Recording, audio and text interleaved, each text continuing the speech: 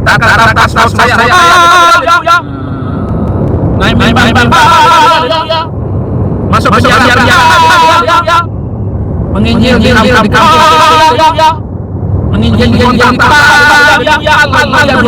Sekali. Tapi di dalam Alkitab tidak boleh mengadakan membenci orang karena beda agama. Di sana kalau beda agama ya beda semua. Kalau di Kristen tidak ada perintah orang yang pindah agama harus diputusin nyawanya, nggak boleh.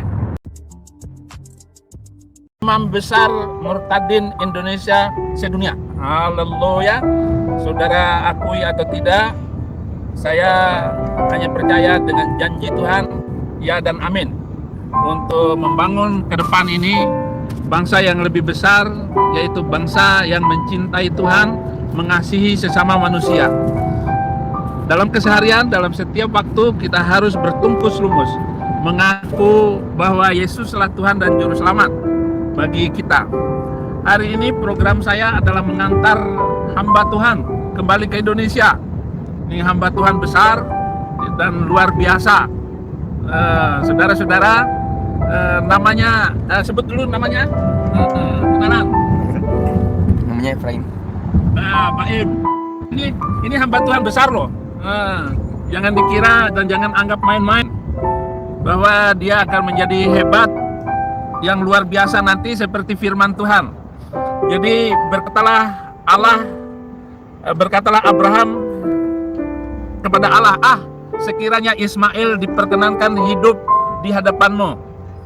Ayat 19, tetapi Allah berfirman, tidak, melainkan istrimu Sarahlah yang akan melahirkan anak laki-laki bagimu, dan engkau akan menamai dia Ishak, dan aku akan mengadakan perjanjianku dengan dia menjadi perjanjian yang kekal untuk keturunannya.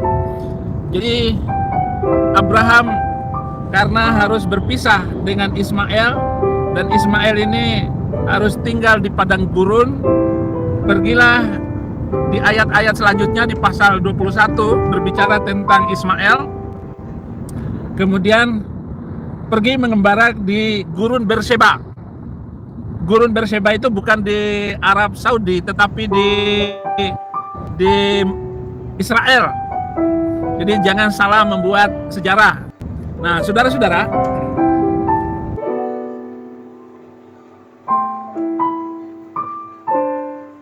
ya, anak Abraham dengan Hagar lahir duluan daripada anak Sarah yang bernama Ishak di ayat 19 tadi.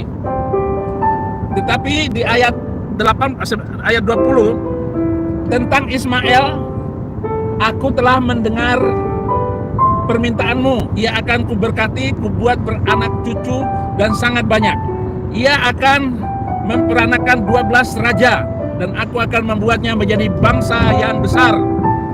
Bayangkan Ismail itu masih kecil waktu itu, masih anak-anak, tetapi Tuhan sudah berkata kepada Abraham, aku akan memberkati dia dan membuatnya beranak cucu dan sangat banyak, melahirkan 12 raja besar. Itu sebabnya saya katakan Efraim ini, Baim ini menjadi hamba Tuhan, dia akan menjadi pendeta besar.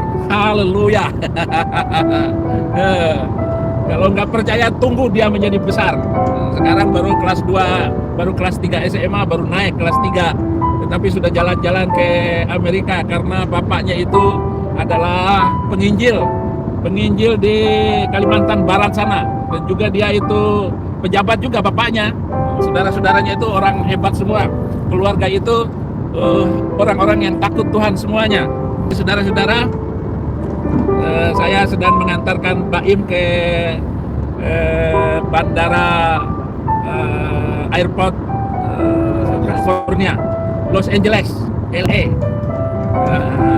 Dia berangkat sore ini, pagi hari ini jam 10 mungkin, dan nanti dia akan ke Indonesia. Nanti bagaimana perjalanannya, Pak Im?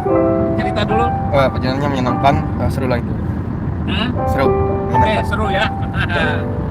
Kamu hanya 3 hari di sini, waktunya gak cukup. Mestinya 1 bulan lah libur dengan sini sama Om Mario. Salam Pendeta Mario. Ya, salam. Ya. Dan sejahtera buat semua. Oh. Tuhan berkati. Ya pasti Anda mengenal semua hamba Tuhan ini. Dia yang nyetir. Mestinya saya yang nyetir karena beliau nggak boleh nyetir. Tetapi karena beliau yang tahu jalan, ya saya mundur dulu. Ya. Jadi hamba Tuhan itu adalah orang yang harus menghormati orang di mana saja, walaupun masih kecil. Seperti apa yang dikatakan Tuhan kepada Ismail, dia akan menjadi besar, beranak banyak, melahirkan 12 raja besar. 12 raja-raja yang akan dilahirkan oleh Ismail. Oleh karena itu, Anda tidak boleh mempermainkan anak kecil. Hormati anak kecil. Walaupun masih bayi, kita tidak tahu nasib manusia itu. Yang boleh kita lakukan adalah menghormati, meninggikan, membantu, menolong anak kecil itu untuk menjadi besar. Karena kita tidak tahu suatu saat anak itu yang akan menolong, membantu kita. Kalau dia tidak bisa membantu secara langsung, dia akan membantu secara tidak langsung. Dengan menjadi pejabat, menjadi hamba Tuhan, menjadi orang yang hebat, menolong banyak orang. Tidak boleh kita menghina anak kecil. Nah, itu pentingnya di dalam iman kekristenan. Kalau iman yang di sana, iman di sana itu boleh mukul anak boleh dipukul.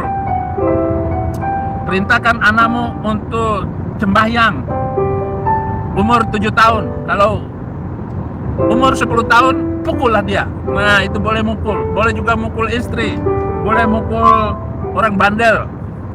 Bahkan kalau kamu melihat sebuah kemungkaran, ubahlah dengan tanganmu. Kalau kamu nggak mampu juga dengan tangan, dengan mulutmu. Dan kalau nggak mampu juga dengan mulutmu, ya dengan hatimu, yaitu mendiamkan dia. Ini beda dengan iman Kristen. Apapun alasannya, kita harus tetap menghormati orang.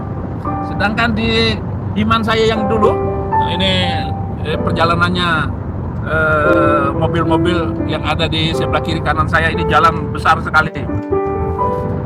Ada 10 jalur, 1, 2, 3, 4, 5, 6, 7, 8 jalur mobil berjalan. Jadi begitulah cara di dalam Alkitab. Tidak boleh mengadakan membenci orang karena beda agama. Di sana kalau beda agama, ya beda semua. Kalau di Kristen tidak ada perintah orang yang pindah agama harus diputusin nyawanya, nggak boleh. Silakan kalian begini dan begitu, tetapi jangan merusak. Boleh marah, tetapi jangan berbuat jahat. Itulah yang saya pahami dari perjalanan kitab ini, yaitu iman kepada Yesus Kristus, Tuhan dan Juru Selamat. Biarkan saja orang Kristen mau masuk ke agama apa kek, silakan. Kamu akan tetap menderita, kamu akan kena malapetaka. Orang mata sipit masuk Islam pasti kena sial. Orang Kristen masuk agama Bang Mamat pasti kena malapetaka. Saya akan buktikan omongan saya. Siapapun yang percaya kepada Yesus Kristus kemudian pindah ke agama Bang Mamat, malapetaka akan menimpa dia selama-lamanya sampai dia mati. Itu dibuktikan. Kata-kata saya ini, ya. Jadi begitu saudara-saudara, saya nggak pernah ragu untuk menyatakan iman Kristen saya. Dari hari pertama terima Yesus, kata-kata password saya, haleluya. Naik mimbar, haleluya. Masuk penjara, haleluya. Menginjil di kampung, haleluya. Menginjil di kota, haleluya. Haleluya 12 kali. Kenapa haleluya 12 kali?